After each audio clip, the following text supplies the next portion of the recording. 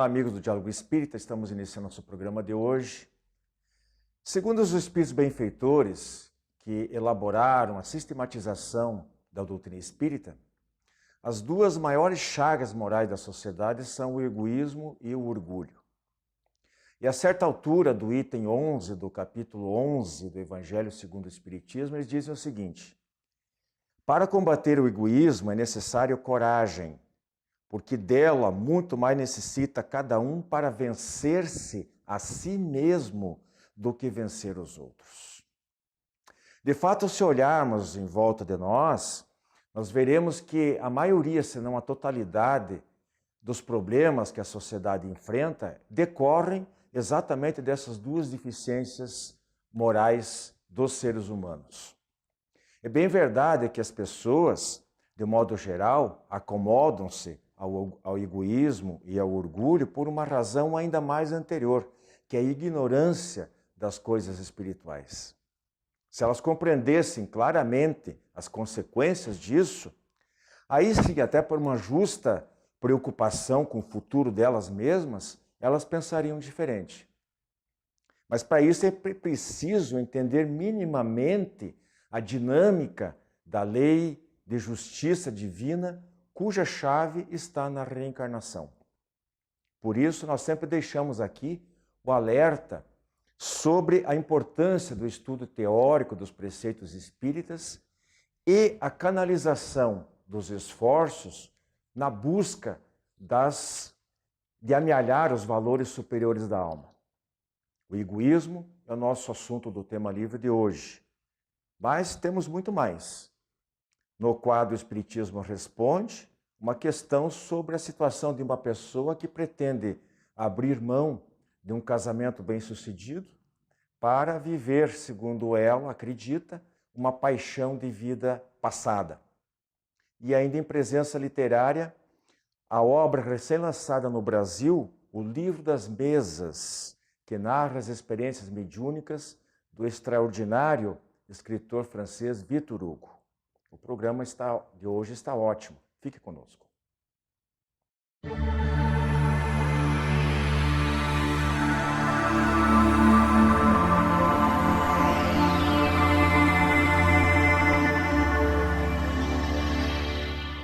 Nós estamos iniciando nosso tema livre de hoje para falarmos sobre egoísmo, a maior chaga moral da sociedade, segundo definição dos espíritos que trabalharam na codificação da doutrina espírita. Eu quero, já de início, passar aqui para o Gé e para o Joilson, trecho da questão 917 do Livro dos Espíritos, que eu julgo da maior importância em relação a esse assunto. Aliás, aborda exatamente esse assunto.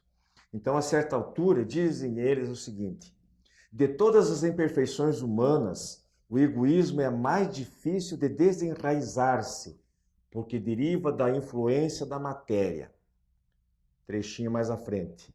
Não pôde o indivíduo libertar-se dela, o dele, o egoísmo, e para cujo entretenimento tudo concorre, suas leis, as leis humanas, sua organização social e sua educação. Antes de passar a palavra para vocês, eu queria rapidamente já dar algumas exemplificações sobre o primeiro tópico, as leis. Então, leis que protegem os mais privilegiados economicamente. Todos nós sabemos da existência delas. Leis que expoliam ou são coniventes de qualquer espécie para manter benefícios exclusivistas.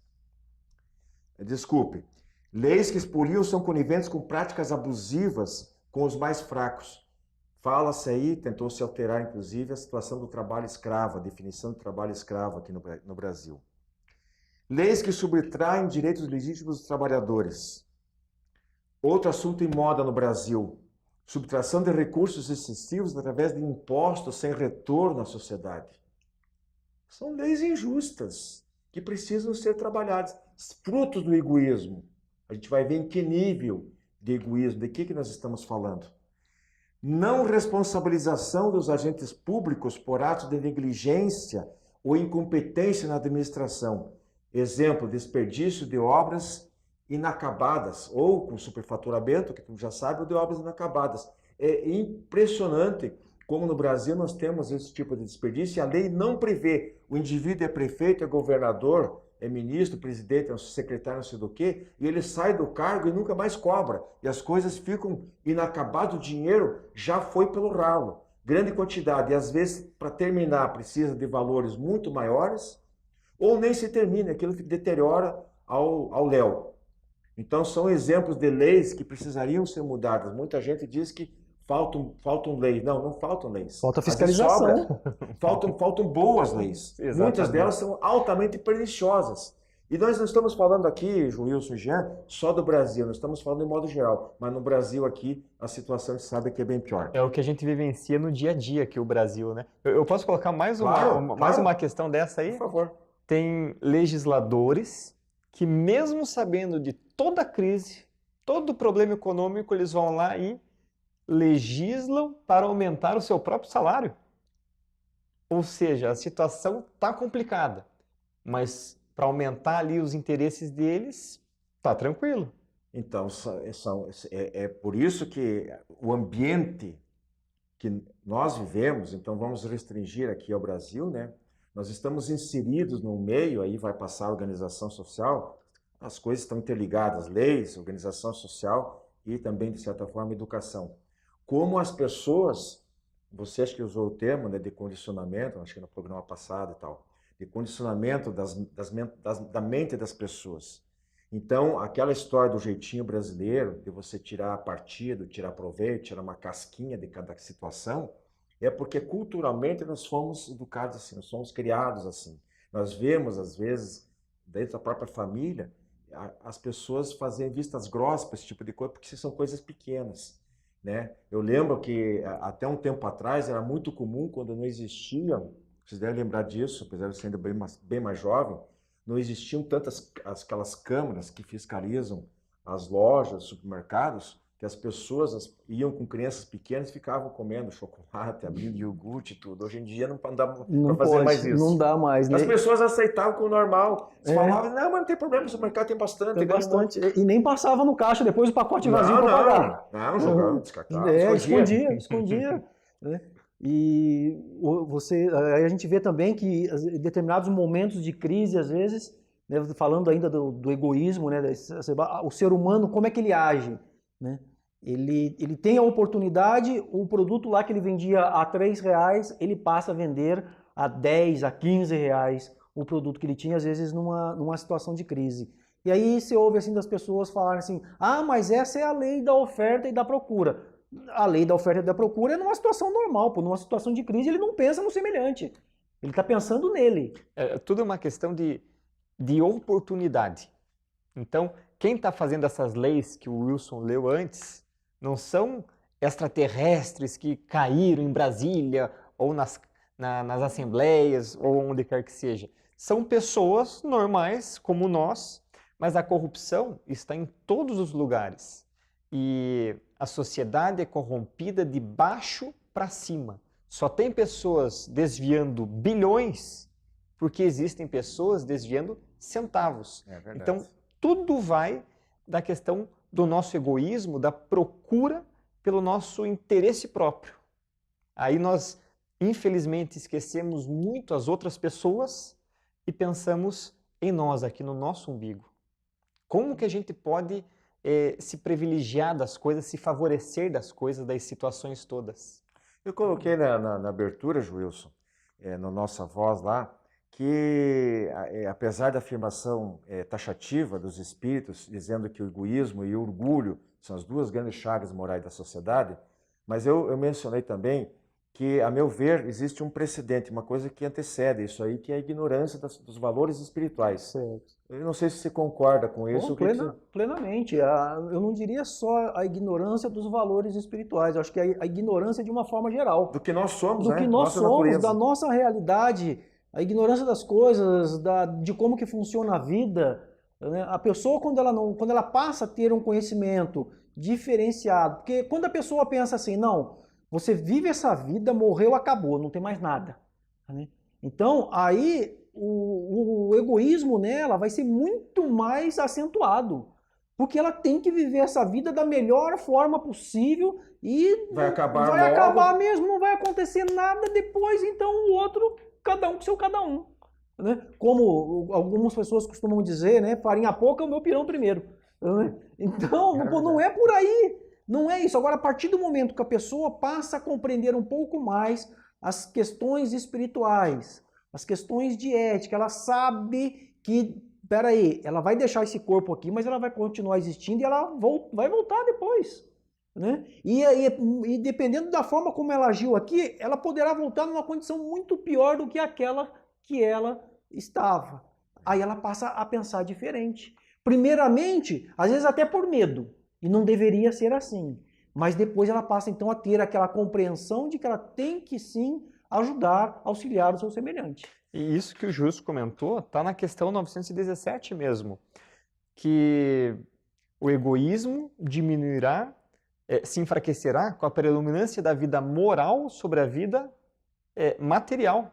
Então, quanto menos materialista eu for, quanto menos apegado eu for, menos egoísta eu serei.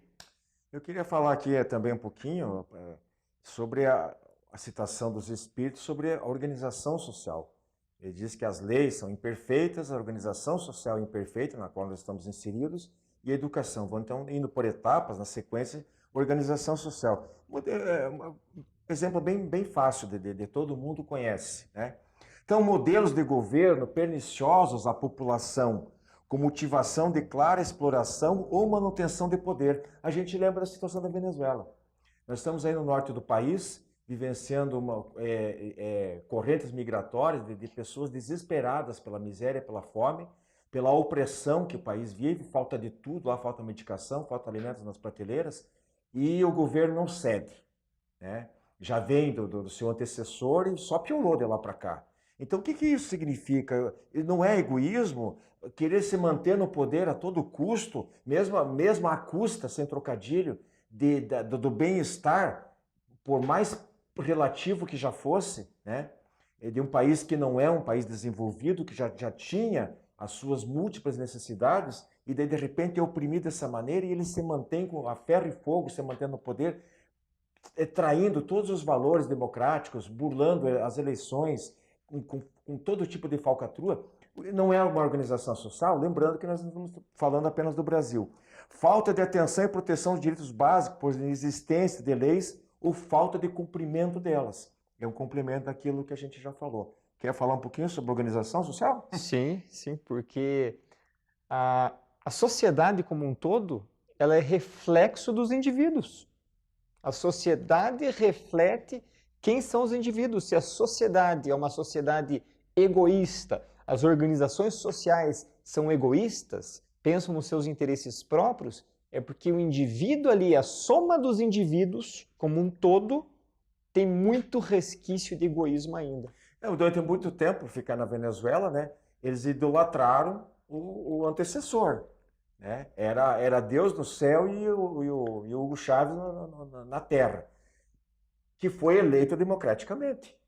Mas até certo ponto. Depois se perdeu. Pois é. Então vejam, gente, que quando a gente diz que cada povo tem o governo que merece, é mais ou menos por aí mesmo. E novamente nós estamos aí chegando, sem querer desandar para o lado da política, mas está entrelaçado, tem tudo a ver com o que nós estamos falando agora aqui. O nosso futuro depende das nossas escolhas hoje. O amanhã depende do que a gente escolher hoje.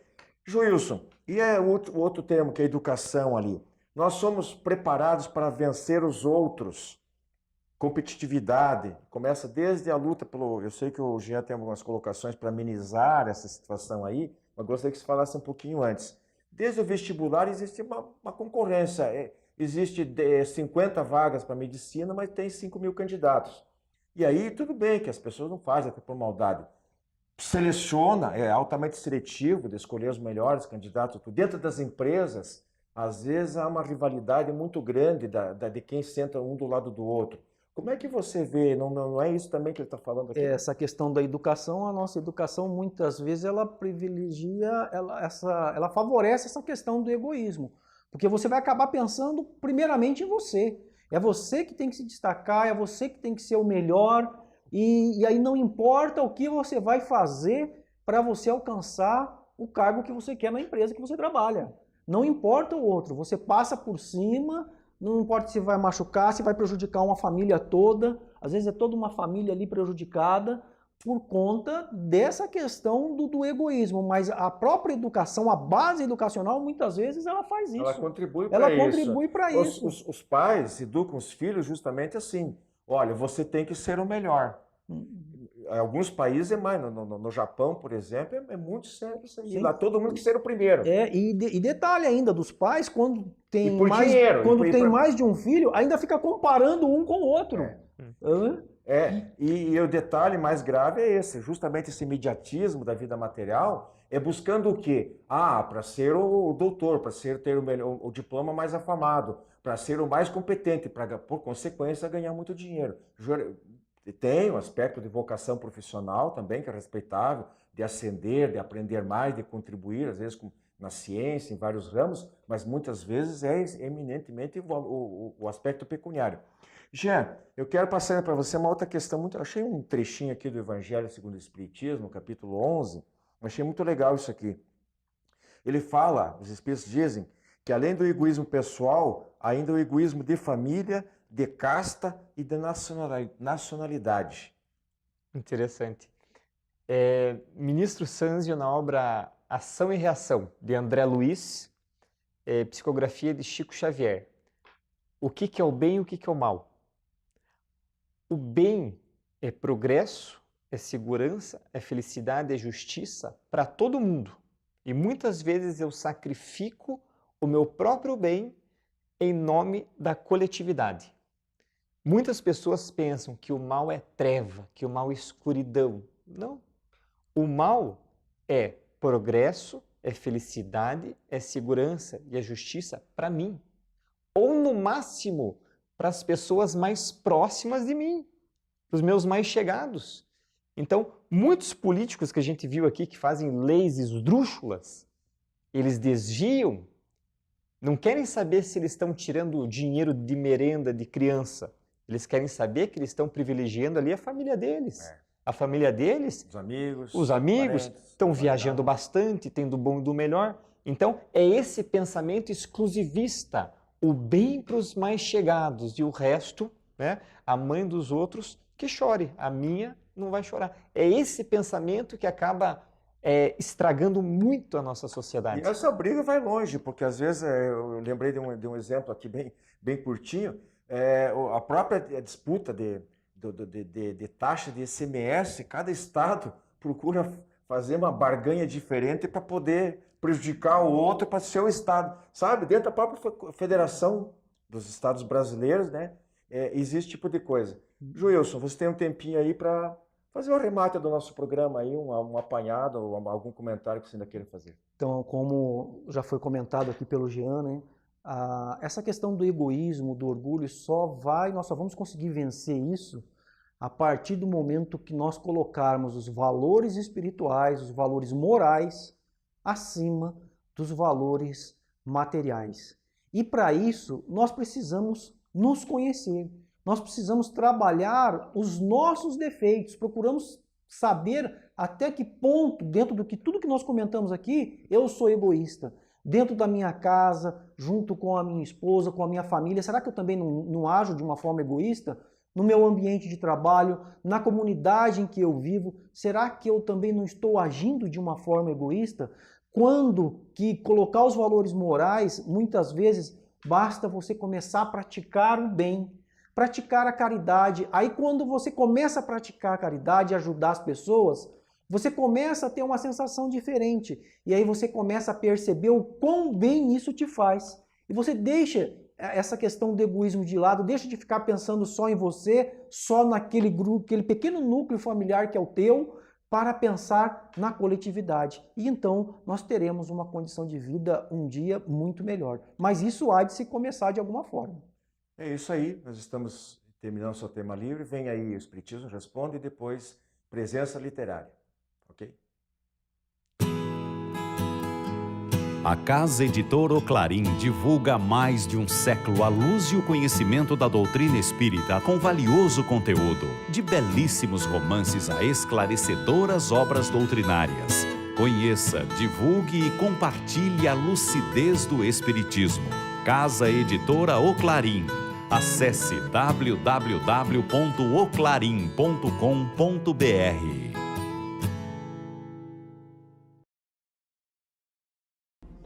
As encadernações da revista Ser Espírita, um acervo para o presente e para o futuro. As encadernações da revista Ser Espírita organizam e protegem os resultados do estudo e das interpretações mais recentes sobre os princípios fundamentais da doutrina espírita, à luz da filosofia, da ciência e da religião. Cada encadernação contém 6 edições, das 30 unidades publicadas até o momento. Você agora pode adquirir a coleção da revista Ser Espírita, contatando www.livrariaserespirita.com.br.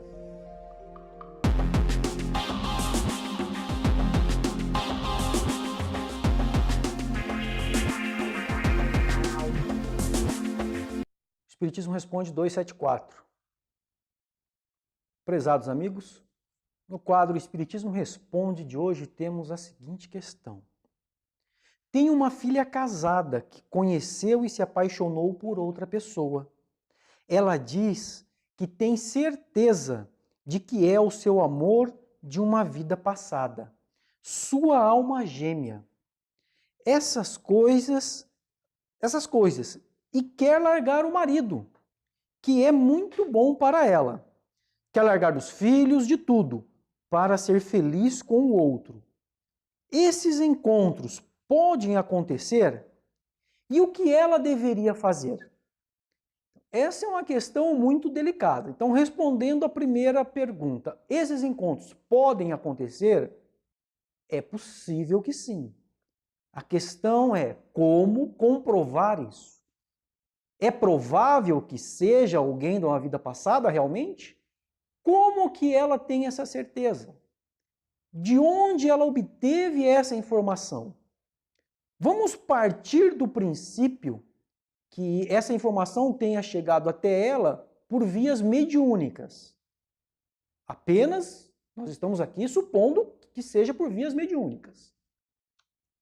Existe uma passagem no Evangelho que diz assim: experimentai se os espíritos são da parte de Deus. Aí eu pergunto, será que um espírito elevado, um espírito evoluído, daria uma informação dessa a uma pessoa? Com qual finalidade? Sendo que a própria mãe diz que o genro é uma boa pessoa. A troco do que daria essa informação para essa moça?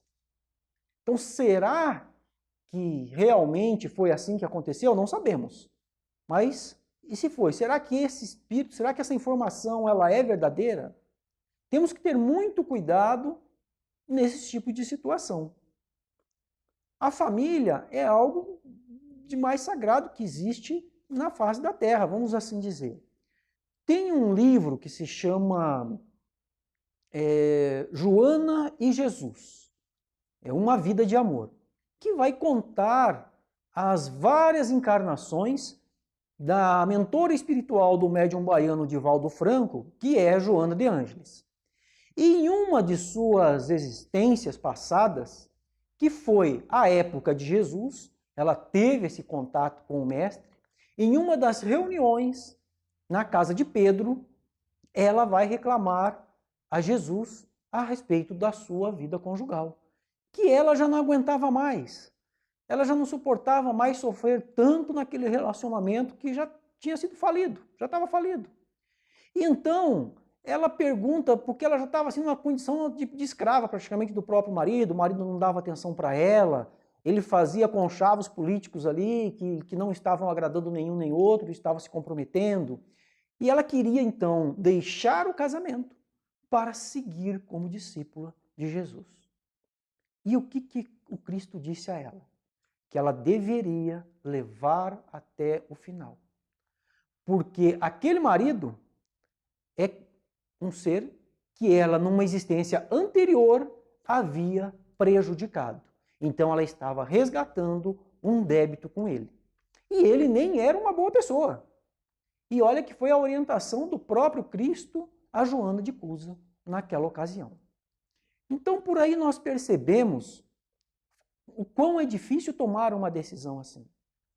No outro livro, SOS Família, a mesma mentora espiritual, ela também orienta a não abandonar a família.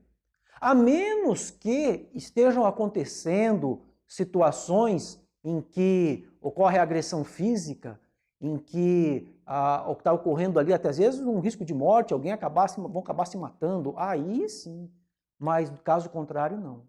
O que eu diria a essa pessoa? Que ela busque um tratamento, uma terapia de casal, que isso ajuda muito. Tem muitos casais que estão a ponto de se separar e após um tratamento, uma terapia de casal, acabam se reconciliando. Uma orientação, se você for de orientação católica, evangélica, participar de grupos de orações em benefício da família. Se for espírita, procurar um centro espírita e colocar o seu nome nas vibrações, nos trabalhos mediúnicos, para que sejam realizados trabalhos em benefício da família. Sempre os bons espíritos nos orientam a mantermos o relacionamento familiar. Era essa a orientação que nós temos. Continue mandando, enviando as suas questões, que serão respondidas nos programas seguintes. Muita paz.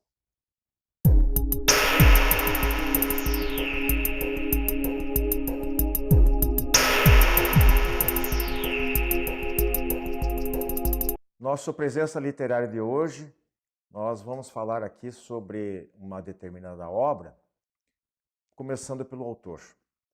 O escritor francês Victor Hugo, é muito caro o nome dele aos espíritos por duas razões. Em primeiro lugar, porque ele era um espírita convicto, incluindo a participação dele em sessões mediúnicas, nas quais inclusive teve a oportunidade de se comunicar com o espírito da filha dele, Leopoldine, que morreu grávida, afogada, num acidente no Rio Sena.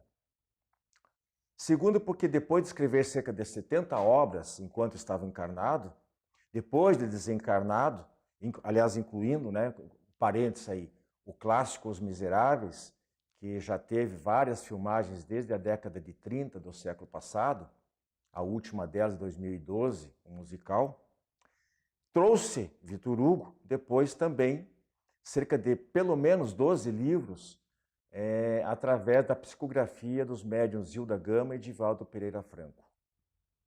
Pois bem, saiu agora no Brasil a tradução da obra O Livro das Mesas, lançada na França em 2012. O livro fala justamente das célebres sessões espíritas iniciadas em setembro de 1853 na ilha de Jersey, onde Victor Hugo se exilou com a família por motivos políticos.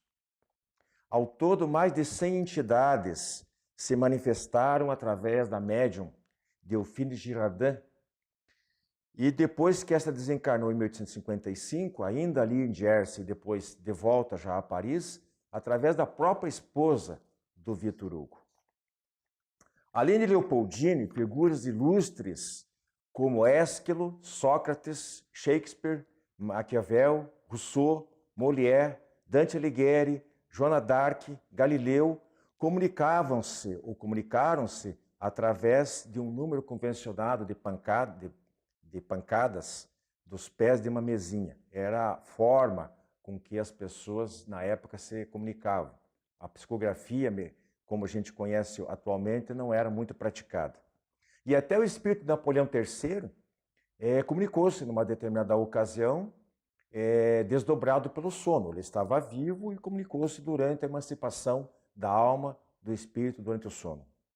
Mas se engana quem pensa que apenas figuras ilustres da literatura, da filosofia ou da ciência se comunicavam nessas sessões. Apareciam também aqueles espíritos brincalhões e ignorantes, comprovando mais uma vez que o mundo do lado de lá é um reflexo do daqui, ou, mais precisamente, o contrário. Este mundo dos encarnados é um reflexo do mundo de lá, porque da maneira como os homens se comportam aqui, lá eles continuam se comportando da mesma maneira. O livro tem 636 páginas, tradução de André Teles e o selo de uma editora não espírita, 3 estrelas. Portanto, fica aí a nossa dica de leitura aos espíritas que já estão mais familiarizados com a grande obra do escritor Victor Hugo, esse extraordinário escritor, poeta, dramaturgo, ensaísta, ativista político e de direitos humanos, Victor Hugo. Mas também aos demais, porque o livro, além do traçado biográfico do autor de Os Miseráveis, traz, por fatos irrefutáveis, toda uma certeza consoladora da sobrevivência das almas e da possibilidade delas se comunicarem conosco, os ainda chamados vivos. Feliz semanas a todos, nós voltamos na próxima, se assim Deus nos permitir. Até lá.